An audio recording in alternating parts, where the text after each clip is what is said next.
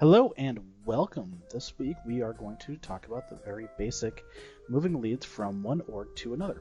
Now this could be sandbox to production or production to sandbox just to mirror your data. So this will be going from one Salesforce org to another.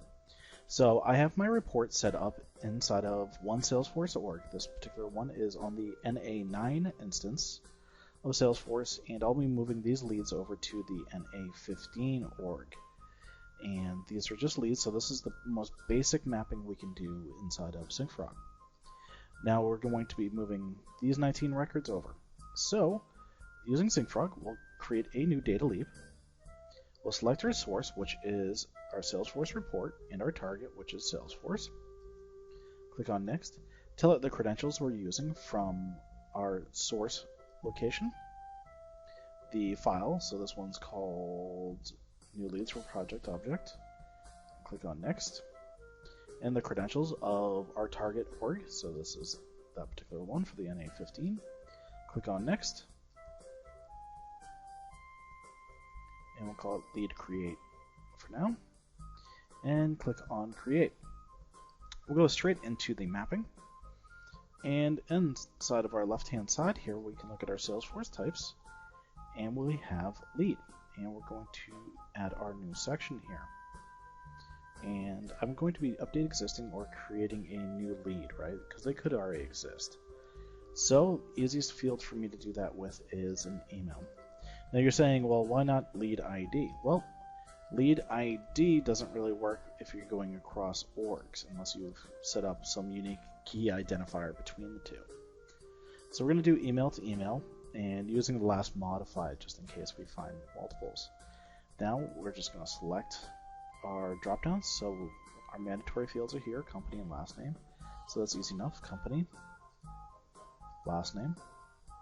And we can click on auto map fields and see what we get. Well, email, 2 extra email fields because they're the bounce date, bounce reason, first name, and lead source. Awesome. So all that information is going to come over once I remove the 2 that I don't want by simply checking the box and clicking on the X. So here we have it. Account / company, going to the company field, last name to last name, email to email, first name to first name, lead source to lead source. That is about as simple as we can get for our mapping. If I go ahead and click on apply and click on OK. Scroll down my big long list and we should have a lead create. Go ahead and click on activate, and I can create a schedule for this to happen, so I can have it go every hour, daily, weekly, or monthly. Since our leap needs a silver account or better, you would have access to the daily, weekly, and monthly leaping. So I'm going to go ahead and just remove that for now. And we'll just do it as a one-time run, right? So I'm just going to do this manually today. And we're going to click on Run Now. And that's going to grab our report data from this particular one. Again, this is coming from our NA9 instance. That should give us a couple records already. There we go, 4 records.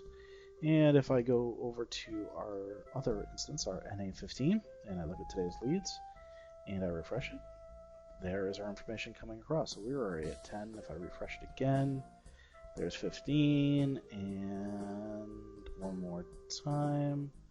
All right, cool. So there is all of our leads coming over, and again, we can set the lead status if we wanted to, but we're just setting default values on this, so we can take a look at our new lead here. We can see that our lead source came over from our report, and all of our other information that we mapped over. Thank you for watching, and happy leaping!